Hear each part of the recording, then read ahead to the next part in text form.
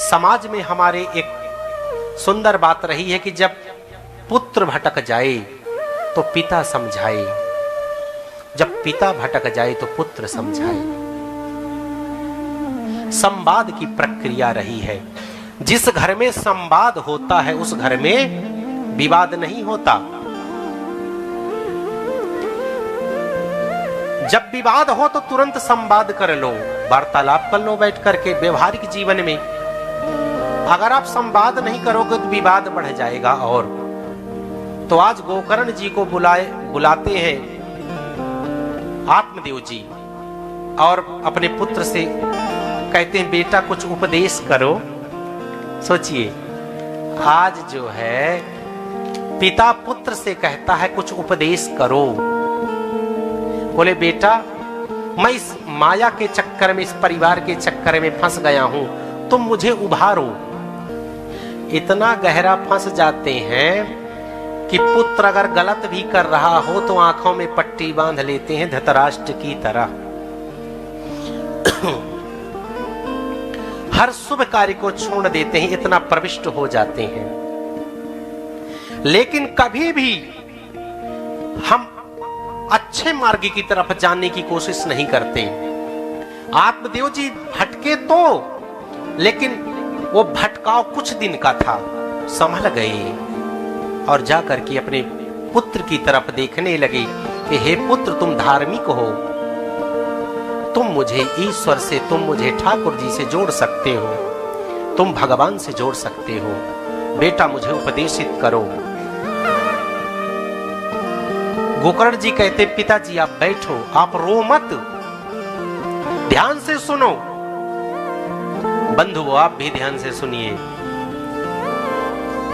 एक पुत्र पिता को समझा रहा है, क्या उपदेश कर रहा है सुनिए आप। पिताजी इस देह से आपकी जो आसक्ति है, सबको प्यारी होती है ना ये शरीर, लेकिन आपको पता है इदम शरीरम कौन्तेय क्षेत्र मिथ्या विधीयते।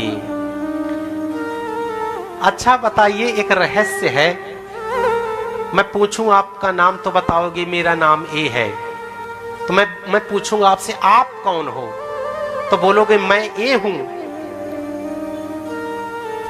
तो क्या वस्तुतः आप हो? जो आपका नाम है वही आप हो? अगर वो नहीं हो तो फिर कौन हो? आध्यात्मिक यात्रा यहीं से शुरू होती है। बड़े गौर से सुनिएगा तब समझ में आएगा।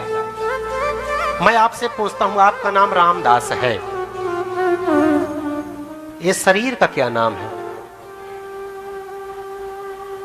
अगर मैं कहूं हे रामदास ए बताओ, ए क्या है? ए, तो रामदास बोलेंगे ए मेरा हाथ है। बड़े शब्दों में ध्यान देना। ए मेरा हाथ है, ए मेरी आंख है, ए मेरा सर है, ए मेरे पैर हैं, ए मेरा पेट है, ए मेरी पीठ है। तो रामदास तुम कहां हो? Who are you? तुम कहां हो? तुम कौन हो? मैया ए तो मैं नहीं है।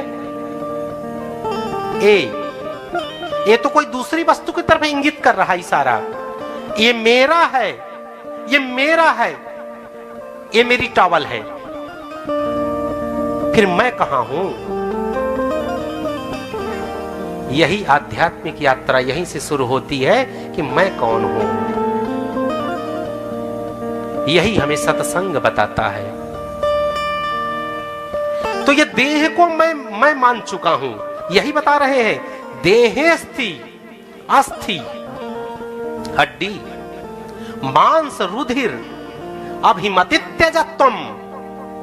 जो आसक्ति है, ये रुधिर का, मांस का, ये जो बना हुआ शरीर है ना, इसमें तुम्हारी रति है, मन लग गया है। ये तुम नहीं हो, ये तुम नहीं हो। जो आसक्ति है इसको त्याग दो पिताजी। पिताजी को पुत्र जी बता रहे हैं, ये तुम नहीं हो। जाया सुता दिशु आदि, जाया सुता दिशु सदा ममता विमुंचो। अच्छा जब ये मेरा शरीर ही मेरा नहीं है, अगर ये मेरा होता तो छोड़ के ना जाता 80 साल में। जो आपका होता है आपको छोड़ता नहीं है। जब ये मेरा शरीर ही नहीं है तो ये जो संबंध है इस शरीर के, संबंध किसके हैं प्रधान जी? ये संबंध किसके हैं फिर? शरीर के संबंध है। शरीर भी नकली और शरीर से संबंधित संबंध भी नकली। जब शरीर सच्चा नहीं है तो संबंध भी सच्चे नहीं है। कितनी बड़ी आध्यात्मिक बातें गोकर्ण जी अपने पिताजी को बता रहे बैठा करके। जब एक पिता भटक गया, जब विवाद हो गया, जब उद्विग्न हो गए पिता, जब चिंतित हो गए, जब रास्ता भूल गए, जब शरीर को अपना मानने लगे, जब आत्म तत्व खो गया, तो एक पुत्र आता है गुरु बन करके और आज उसने ऐसे रहस्योद्घाटन किया कि पिता के रोम रोम खुल गए। सब कुछ बता दिया, शरीर के महत्व को बता दिया, संबंधों के महत्व को बता दिया, सब कुछ प्रकट कर दिया। न तो शरीर आपका है, जब शरीर नकली है तो शरीर से संबंधित संबंध पिताजी नकली है।